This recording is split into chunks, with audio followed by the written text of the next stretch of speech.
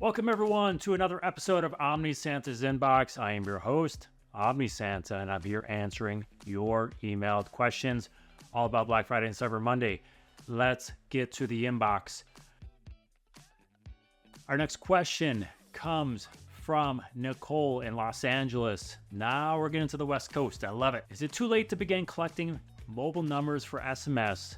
And if not, what's the best way to do this quickly? OmniSanta, I am always on the go and I need SMS. So yes, collect them, and no, it's not too late. Even as we get to late October, early November, it's still not too late. Best way to collect it, put mobile number field on your pop-up signups and let people know they're gonna get SMS exclusive offers. So the more you make it available to people, the more they'll sign up for it. And if they don't want it, that's fine as well.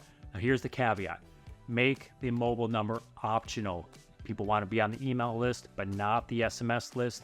Let them do that. It's nothing more frustrating for someone like my elves to go to a website and find that they can only sign up for an email program if they sign up for an SMS program. So whether it's a one-step form, a two-step form, it does not matter. I don't think you can go wrong either way. Just make that mobile number optional, please, and let people sign up. And of course, automate welcome message for your SMS program as well, and you'd be good to go. And cashing in some money. All right, our next question comes from Connor in Chicago. We are US bound today, and this is unbelievable.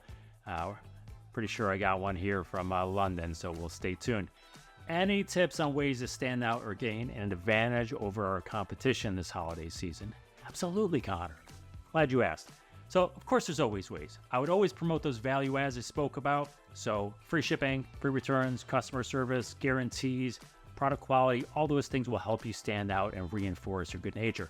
Now, other things I would do here is think about which days of the week you're sending. Now, notoriously, Saturdays and Sundays are low send days for most brands. It's been that way for years, continues that way throughout the regular season, and especially during the holiday season. Now, here's the thing.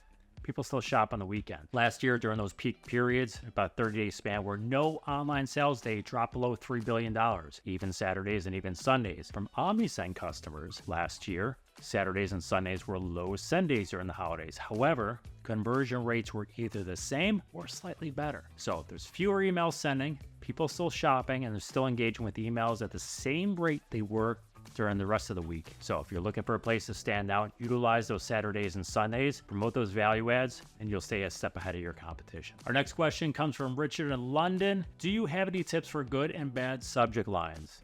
OmniSanta has tons of tips for you. Now, here's the thing I would tell you. No matter what you do, a lot of exclamations, punctuations, emojis, characters, whatever you do, if you have those in your subject line, they will not cause you to go to a spam filter. Don't worry. It's the deliverability best practices and not following those that will cause you to go to the spam filter. So you're pretty much open to anything in terms of subject lines during the holiday season. Now, here's what I love.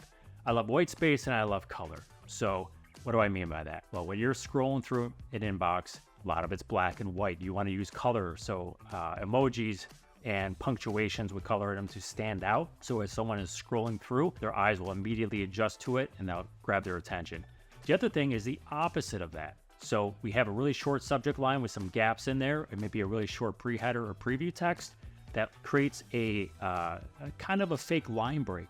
And when you have long black, long black, long black, and then you have short black with white space, your eye goes to that as well because it's that white space that your eye is finding comforting. So what I would do here is use emojis, use color to stand out, and then use white space when possible. Now, the other side of this is you want to keep your subject lines, when you can, relatively short, 40 or fewer characters, which isn't a whole lot of characters, but this is going to apply or appeal to people on their mobile phones where those subject lines do get truncated. This is where it's really important to use your preview or pre-header text in combination with your subject line. So if you have something really important in the back of your subject line to say, but it needs to go in the back, you might want to move that to your preview text. So they see the subject line, they see that preview text immediately underneath, especially when they're on their mobile phones, and they can put two and two together. And that's really going to be effective for you.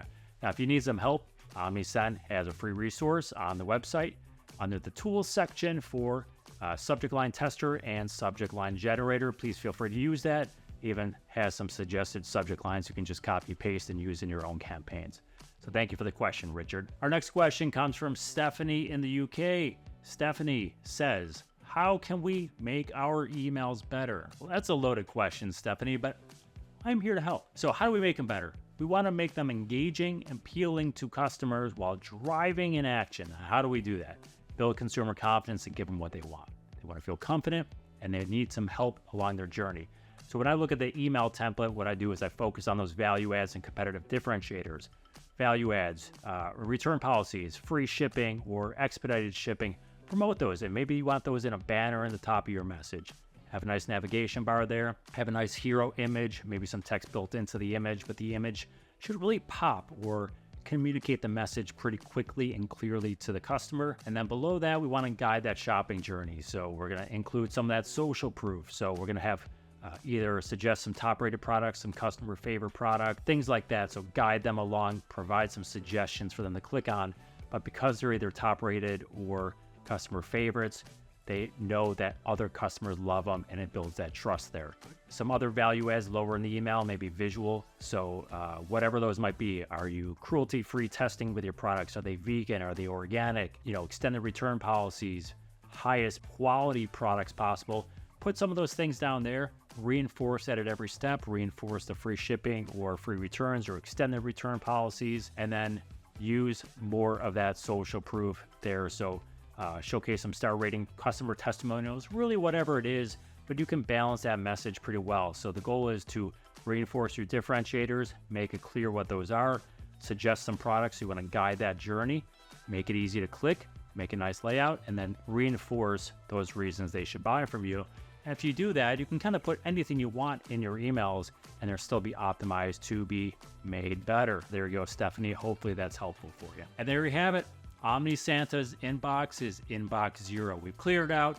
Hope I've been able to answer all your questions and guide you along a perfect and profitable Black Friday, Cyber Monday, and holiday shopping period. If you have any additional questions for OmniSanta, track me down, let us know, and we'll get those answered for you. Until next time, happy marketing, everyone.